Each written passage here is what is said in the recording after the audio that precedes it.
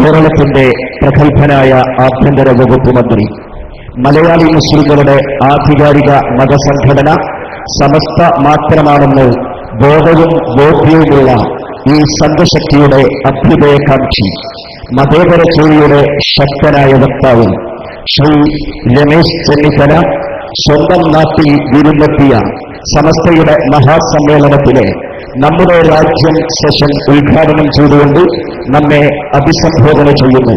ആദരപുരസ്സരം ക്ഷണിക്കുന്നു.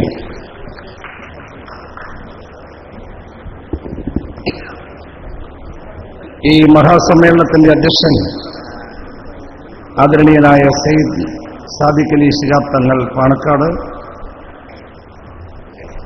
ഈ സമ്മേളനത്തിൽ മുഖപര പ്രസംഗം നടത്തിയ സത്താർ പന്തല്ലൂർ, ബഹുമാന്യനായ വിഷയം അവതരിപ്പിക്കുന്ന ബഹുമാന്യായ മുൻ വിദ്യാഭ്യാസ വകുപ്പ് മന്ത്രി ശ്രീ ടി മുഹമ്മദ് ബഷീർ, പ്രിയങ്കരനായ എൻ്റെ സുഹൃത്തും മുൻ മന്ത്രിയും നമ്മുടെ പ്രിയപ്പെട്ട എംപിയുമായ ശ്രീ എൻ കെ പ്രേമചന്ദ്രൻ, ശ്രീ ഓണംപള്ളി മുഹമ്മദ് ഫൈസി, ആദരണീയനായ ബാപ്പു മുസ്ലിയാർ, ആദരണീയനായ അലിക്കുട്ടി മുസ്ലിയാർ, ഈ വേദിയിലുള്ള എൻ്റെ സഹപ്രവർത്തകരായ MLA-മാരെ, MP-മാരെ, മറ്റ് പൊതു സാമൂഹ്യ രംഗത്തെ പ്രഗത്ഭരായ സഹപ്രവർത്തകരെ, സുഹൃത്തുക്കളെ, ആദ്യമായി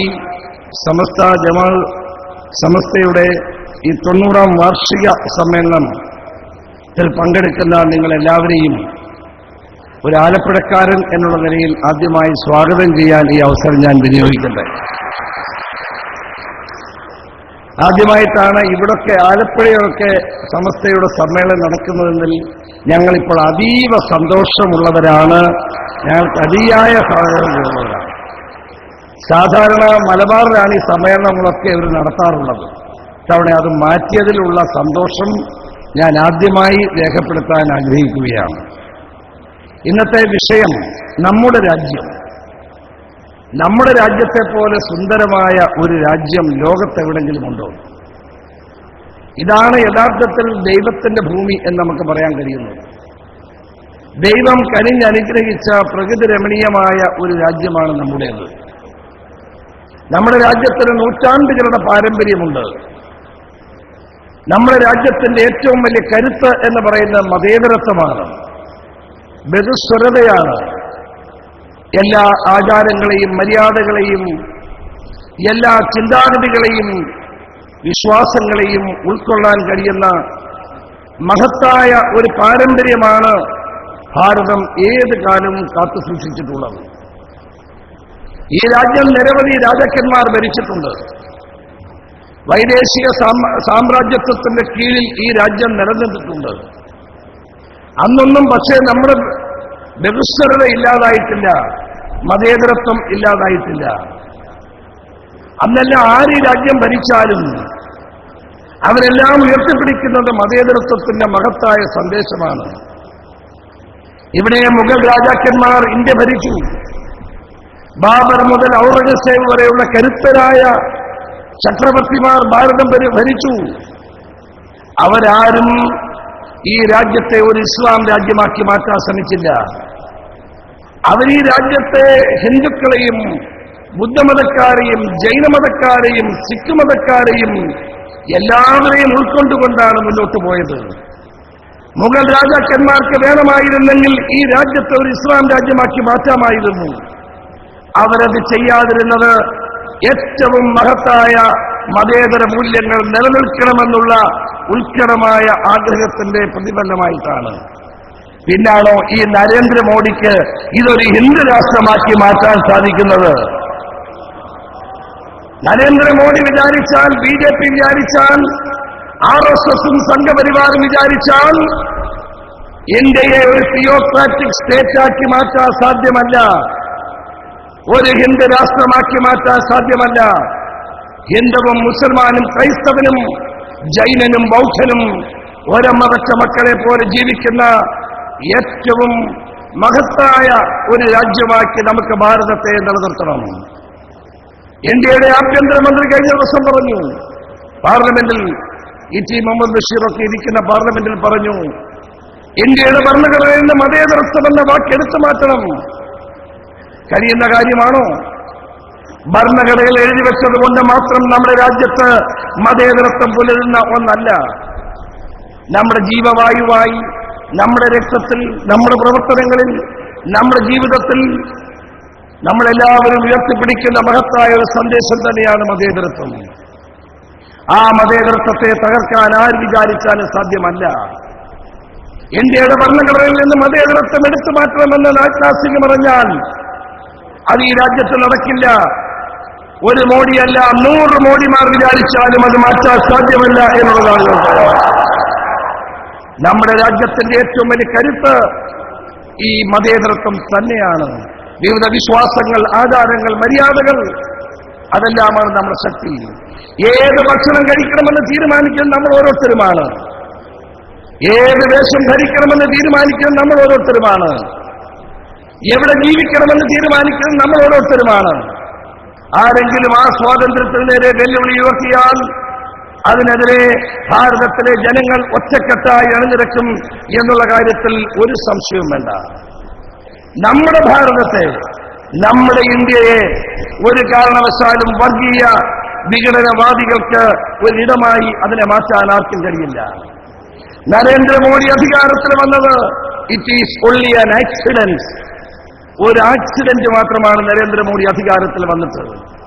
നരേന്ദ്രമോദി കിട്ടിയ അധികാരത്തെ ഇന്ന് അത് ദുരുപയോഗപ്പെടുത്തുന്നു എന്നുള്ളതാണ് യാഥാർത്ഥ്യം. സംഘപരിവാറും RSSഉം രാജ്യത്തിന്റെ മതേതരത്വ സംവിധാനങ്ങളെ പിച്ചിച്ചീന്താൻ ശ്രമിക്കുകയാണ്. അതിനെതിരായ അതിശക്തമായ ജനകീയ മുന്നേറ്റം ഇന്ന് ഇന്ത്യയിൽ ഉയർന്നു വരുന്നു. ബീഹാറിൽ അത് നമ്മൾ കണ്ടു, മധ്യപ്രദേശിലെ ഉപതെരഞ്ഞെടുപ്പിൽ നമ്മളത് കണ്ടു, ജാർഖണ്ഡിലെ ലോക്സഭാ ഉപതെരഞ്ഞെടുപ്പിൽ നമ്മളത് കണ്ടു. ഇനിയും ഓരോ മഹാരാഷ്ട്രയിലെ പഞ്ചായത്ത് തെരഞ്ഞെടുപ്പിൽ അത് കണ്ടു. ഇനിയും വരാൻ പോകുന്ന ഓരോ തെരഞ്ഞെടുപ്പിലും നമുക്കത് വ്യക്തമായി കാണാൻ കഴിയാൻ പോകുന്ന കാര്യമാണ്. ഭാരതത്തിലെ ജനങ്ങളെ വർഗീയമായി ചേരുതലുണ്ടാക്കി ഭിന്നിപ്പിച്ച് രാഷ്ട്രീയ അധികാരം കൈലാക്കാൻ നടത്തുന്ന ശ്രമങ്ങൾക്കെതിരെ ഭാരതത്തിലെ ജനങ്ങൾ ഒരുമിച്ച് അണിനിരക്കണം എന്നുള്ളതാണ് യാഥാർത്ഥ്യം.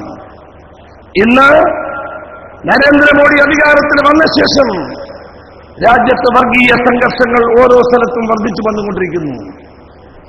ഓരോ സംസ്ഥാനത്തെയും കണക്കുകൾ ആഭ്യന്തരമന്ത്രി എന്നതിൽ എനിക്ക് ലഭിക്കാറുണ്ട്. വർഗീയ കലാപങ്ങളല്ല, സംഘർഷങ്ങൾ വർദ്ധിച്ചു വന്നുകൊണ്ടിരിക്കുന്നു. ഈ വർഗീയ സംഘർഷങ്ങൾ വർദ്ധിച്ചു വരുമ്പോൾ അതിനെ നേരിടാനുള്ള കരുത്ത് നമുക്ക് എല്ലാവർക്കും ഉണ്ടാകണം. നമ്മുടെ രാജ്യത്തിന്റെ ബഹുസ്വരതയെ നിലനിർത്തുവാനും രാജ്യത്തിന്റെ മഹത്തായ പാരമ്പര്യങ്ങളെ ഉയർത്തിപ്പിടിക്കാനും നമുക്ക് കൂട്ടായി പ്രവർത്തിച്ചാൽ മാത്രമേ അത് സാധ്യമാവുകയുള്ളൂ. ഇസ്ലാം മതം എന്ന് പറയുന്ന സ്നേഹത്തിന്റെയും ത്യാഗത്തിന്റെയും മതമാണ്, സഹിഷ്ണുതയുടെ മതമാണ്. പ്രവാചകൻ 7 കാര്യങ്ങൾ ചെയ്യരുതെന്ന് പറഞ്ഞു. ആ കാര്യം ഉൾക്കൊണ്ടുകൊണ്ടാണ് ആഭ്യന്തരമന്ത്രി എന്നുള്ള നിലയിൽ ഞാൻ പ്രവർത്തിച്ചത്. അതിൽ 7 കാര്യത്തിൽ ഏറ്റവും പ്രധാനപ്പെട്ട ഒരു കാര്യമുണ്ട്.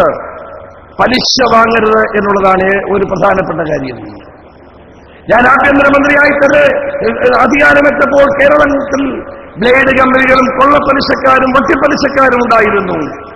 പ്രവാചകന്റെ വാക്കുകൾ മനസ്സിലെത്തിക്കൊണ്ടാണ് ഓപ്പറേഷൻ കുബേര എന്ന പദ്ധതി കേരള ഗവൺമെന്റ് ആരംഭിച്ചത്. പ്രവാചകൻ ഉയർത്തിപ്പിടിച്ച മഹത്തായ സന്ദേശത്തെ മനസ്സിൽ സൂക്ഷിച്ചുകൊണ്ടാണ് കേരളത്തിലെ കൊള്ളപ്പലിശക്കാരെയും വട്ടിപ്പലിശക്കാരെയും ഇല്ലാതാക്കാൻ, അവരുടെ പ്രവർത്തനങ്ങൾ അവസാനിപ്പിക്കാനുള്ള ശക്തമായ നടപടി ഈ ഗവൺമെന്റ് സ്വീകരിച്ചുകൊണ്ട് മുന്നോട്ട് പോയത്. നമ്മുടെ സമൂഹത്തിൽ വളർന്നു വരുന്ന തെറ്റുകൾക്കെതിരെ, നമ്മുടെ സമൂഹത്തിൽ വളർന്നു വരുന്ന തിന്മകൾക്കെതിരെ, തീവ്രവാദമടക്കമുള്ള തെറ്റായ പ്രവണതകൾക്കെതിരെ അതിശക്തമായ നിലപാടുകൾ നമുക്ക് സ്വീകരിക്കേണ്ടിയിരിക്കുന്നു. സ്നേഹമാണ് വലുത്, ത്യാഗമാണ് വലുത്. ഉദാത്തമായ സ്നേഹത്തിന്റെയും ത്യാഗത്തിന്റെയും പാതയിലൂടെ മുന്നോട്ട് പോകുക എന്നുള്ളതാണ് ഇന്ന് മാനവരാശിക്ക് ഏറ്റവും പ്രധാനപ്പെട്ടതായിട്ടുള്ളത്. യുദ്ധം ഒന്നിനും പരിഹാരമല്ല. പാലസ്തീനിൽ ഞാൻ പോയി കണ്ടിട്ടുള്ളതാണ് പാലസ്തീനിലെ ജനങ്ങളെ. ഞാൻ പോയി കണ്ടിട്ടുള്ളതാണ് ഇസ്രായേലിലെ ജനങ്ങൾ. ഇസ്രായേൽ ഭരണകൂടം പാലസ്തീൻ ജനതയുടെ നേർക്ക് നടത്തിക്കൊണ്ടിരിക്കുന്ന അതിക്രമങ്ങളെ നേരിൽ കണ്ടിട്ടുള്ള ഒരാളാണ്. വെസ്റ്റ് ബാങ്കിൽ നടന്നുകൊണ്ടിരിക്കുന്നത് നേരിൽ കണ്ട ഒരു വ്യക്തിയാണ് ഞാൻ. അതുകൊണ്ട് തന്നെ ഈ രാജ്യത്ത് ലോകത്തിന്റെ വിവിധ ഭാഗങ്ങളിൽ നടന്നുകൊണ്ടിരിക്കുന്ന ഇത്തരം തെറ്റായ പ്രവണതകൾ, അധിനിവേശത്തിന്റെ സാധ്യതകളെ ഇല്ലാതാക്കാൻ, ലോക സമാധാനത്തിന് വേണ്ടി നിലകൊള്ളാനുമുള്ള ഉത്തരവാദിത്വം നമുക്കെല്ലാവർക്കുമുണ്ട്. പലരും പറയുന്നുണ്ട്, നമ്മുടെ ഭരണഘടനയെ പറ്റി പലരും സൂചിപ്പിക്കുന്നുണ്ട്. നമ്മുടെ ഭരണഘടന ഏറ്റവും മഹത്തായൊരു ഭരണഘടനയാണ്. ലോകത്തുള്ള മറ്റേത് ഭരണഘടനയെക്കാളും ഏറ്റവും മഹത്തായൊരു ഭരണഘടനയാണ് ഭാരതത്തിനുള്ളത്. ഭാരതത്തിന്റെ ഭരണഘടനയിൽ നമ്മൾ മതന്യൂനപക്ഷങ്ങൾക്ക് പ്രത്യേക അധികാര അവകാശങ്ങൾ നൽകുന്നുണ്ട്. എന്തുകൊണ്ട് ആ അധികാര അവകാശങ്ങൾ നൽകുന്നു? സമൂഹത്തിന്റെ എല്ലാ തലങ്ങളിലും എല്ലാവർക്കും തുല്യമായ അവസരം കൊടുക്കണം എന്നുള്ളത് കൊണ്ടാണ്. പിന്നോക്കമായി പോയ ജനവിഭാഗങ്ങളെയും സാമൂഹ്യമായ അനീതി അനുഭവിച്ച ജനവിഭാഗങ്ങളെയും സമൂഹത്തിന്റെ മുഖ്യധാരയിലേക്ക് കൊണ്ടുവരാൻ വേണ്ടിയാണ് നമ്മൾ സംവരണവും അതോടൊപ്പം തന്നെ ന്യൂനപക്ഷ അവകാശങ്ങളും ഭരണഘടനയിൽ എഴുതി ചേർത്തത്. ന്യൂനപക്ഷ അവകാശങ്ങളുടെ സംരക്ഷണം എന്ന് പറയുന്നത് ഒരിക്കലും പ്രീണനമായി ആരും കണക്കാക്കാൻ പാടില്ല. അത് നമ്മുടെ ഭരണഘടനയിൽ നമുക്ക് നൽകിയ അവകാശമാണ്. ന്യൂനപക്ഷങ്ങൾക്ക് ഭരണഘടന നൽകിയ അധികാര അവകാശങ്ങളെ സംരക്ഷിക്കുക എന്ന് പറയുന്നത് അത് പ്രീണനമായി കണക്കാക്കിക്കൊണ്ട് അതിനെതിരെയാണ് ഇന്ന് BJPയും സംഘപരിവാറും ഇവിടെ വാദങ്ങൾ ഉയർത്തുന്നത്. ഭരണഘടനയിലുള്ള കാര്യങ്ങൾ സംരക്ഷിക്കുന്നതിന് ഇന്ത്യയിലെ എല്ലാ പൗരന്മാർക്കും അധികാരമില്ലേ, അവകാശമില്ലേ, ഉത്തരവാദിത്തമില്ലേ? അതുകൊണ്ട് മതന്യൂനപക്ഷങ്ങൾക്ക് ഏതെങ്കിലും ഒരു അവകാശം കൊടുത്താൽ അത് പ്രീണനമായി കാണുന്ന സമീപനം ഒരിക്കലും നമുക്ക് അംഗീകരിക്കാൻ സാധ്യമല്ല. സമൂഹം വളരണമെങ്കിൽ, സമുദ്രിതമായ വികസനം ഉണ്ടാകണമെങ്കിൽ, ഇൻക്ലൂസീവ് ഗ്രോത്ത് ഉണ്ടാകണമെങ്കിൽ എല്ലാ പ്രദേശങ്ങളും വളരണം, എല്ലാ വിഭാഗങ്ങളും വളരണം. എങ്കിൽ മാത്രമേ നമുക്ക് സമൂഹത്തിന്റെ പുരോഗതിയും വളർച്ചയും നമുക്ക് കൈവരിക്കാൻ സാധ്യമാവുകയുള്ളൂ. ഭാരതത്തിന് മുന്നോട്ട് പോകണമെങ്കിൽ ഇവിടെ സമാധാനമുണ്ടാകണം, ശാന്തി ഉണ്ടാകണം, വിവിധ ജനവിഭാഗങ്ങൾ തമ്മിലുള്ള ഐക്യമുണ്ടാകണം. ആ ഐക്യമുണ്ടായെങ്കിൽ മാത്രമേ നമുക്ക് പുരോഗതി കൈവരിക്കാൻ സാധ്യമാവുകയുള്ളൂ.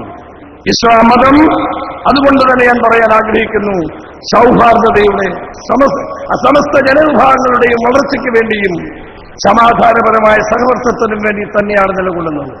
ത്യാഗത്തിൽ അധിഷ്ഠിതമായ ഒരു ജീവിതം കെട്ടിപ്പടുക്കാനും ആത്മീയ കാര്യങ്ങൾക്ക് കൂടുതൽ മുൻഗണന നൽകാനുമാണ് സമസ്ത എന്ന് ശ്രമിച്ചു വന്നിട്ടുള്ളത്. ഭൗതിക നേട്ടങ്ങളെക്കാൾ കൂടുതലായി ആധ്യാത്മിക കാര്യങ്ങളിൽ മനുഷ്യനെ കൊണ്ടുവരുവാനും നേർവഴിക്ക് നയിക്കുവാനും സമസ്തയ്ക്ക് 90 വർഷത്തെ പാരമ്പര്യത്തോടുകൂടി കഴിഞ്ഞിരിക്കുന്നു എന്നുള്ളത് അഭിമാനകരമായ ഒരു നേട്ടമാണ് എന്ന് ഞാൻ ചൂണ്ടിക്കാണിക്കാൻ ആഗ്രഹിക്കുന്നു. ഇസ്ലാം മതത്തിന്റെ പ്രത്യേകതകളെ ഉൾക്കൊള്ളുവാനും ധാർമ്മിക നിലവാരം ഉയർത്തിപ്പിടിക്കുവാനും അതുവഴി സമൂഹത്തെ നേർവഴിയിലേക്ക് നയിക്കാനുമുള്ള സമസ്തയുടെ ഈ വലിയ പരിശ്രമങ്ങൾക്ക് എല്ലാവിധ ആശംസകളും ഞാൻ നേരുന്നു. ഇനി 14-ാം തീയതിയുള്ള സമാപന സമ്മേളനത്തിലും ഞാൻ പ്രസംഗിക്കേണ്ടതാണ്. അതുകൊണ്ട് മറ്റു വിഷയങ്ങൾ അന്ന് പ്രസംഗിച്ചുകൊള്ളാം എന്നുകൂടി പറഞ്ഞുകൊണ്ട് എല്ലാവർക്കും ആശംസകൾ നേരുന്നു. ഈ സമ്മേളനത്തിൽ വന്നു ചേർന്ന നിങ്ങളെല്ലാവരും പുതിയൊരു ആവേശത്തോടെ, പുതിയൊരു ചൈതന്യത്തോടെ ആലപ്പുഴയുടെ മണ്ണിൽ നിന്ന് നിങ്ങൾ മടങ്ങിപ്പോകണം. നമ്മുടെ രാജ്യത്തെ മതേതരത്വത്തെ ആര് വിചാരിച്ചാലും ദുർബലപ്പെടുത്താൻ കഴിയില്ല എന്നുള്ള യാഥാർത്ഥ്യവും സത്യവും ഉൾക്കൊണ്ടുകൊണ്ട് പ്രവർത്തിക്കാൻ നമുക്ക് സാധിക്കണം. ഇതൊക്കെ ഒരു താൽക്കാലിക പ്രതിഭാസമാണ്. നരേന്ദ്രമോദി ഒരു താൽക്കാലിക പ്രതിഭാസമാണ്. ആ താൽക്കാലിക പ്രതിഭാസം കൊണ്ട് നമ്മളൊന്നും ഭയപ്പെടേണ്ട കാര്യമില്ല. ഈ രാജ്യത്തെ മതേതര ശക്തികൾ ബഹുസ്വരത ഉയർത്തിപ്പിടിച്ചുകൊണ്ട്, ഈ നാടിന്റെ മഹത്തായ പൈതൃകം ഉയർത്തിപ്പിടിച്ചുകൊണ്ട് ശക്തമായി തന്നെ മുന്നോട്ട് പോകും. അതിന്റെ മുമ്പിൽ മുട്ടുമടക്കേണ്ട ആവശ്യമില്ല. ധീരമായി നമുക്ക് മുന്നോട്ട് പോകാമെന്ന് മാത്രം സൂചിപ്പിക്കുന്നു. ഈ രാജ്യത്തിന്റെ സന്തതികളാണ് നമ്മൾ, ഈ രാജ്യത്തിന്റെ പൗരന്മാരാണ് നമ്മൾ. നമ്മുടെ അവകാശങ്ങളെയും നമ്മുടെ പാരമ്പര്യങ്ങളെയും ആര് വിചാരിച്ചാലും ചോദ്യം ചെയ്യാൻ കഴിയില്ല. RSSഉം സംഘപരിവാറിനും അത് ചോദ്യം ചെയ്യാനുള്ള അവകാശമില്ല എന്ന് വരും ദിവസങ്ങളിൽ നമുക്ക് തെളിയിക്കണം. കേരളത്തിന്റെ മണ്ണിൽ പ്രത്യേകിച്ചും അവർക്കൊരു സ്ഥാനവുമില്ല എന്ന് ഉറക്കെ പ്രഖ്യാപിക്കുന്ന നിമിഷങ്ങളും ദിവസങ്ങളുമാണ് ഇനി വരുന്നത്. അതിനുവേണ്ടി തയ്യാറാകണമെന്ന് പറഞ്ഞുകൊണ്ട് എന്റെ വാക്ക് നിർത്തുന്നു. നമസ്കാരം. ജയ് ഹിന്ദ്.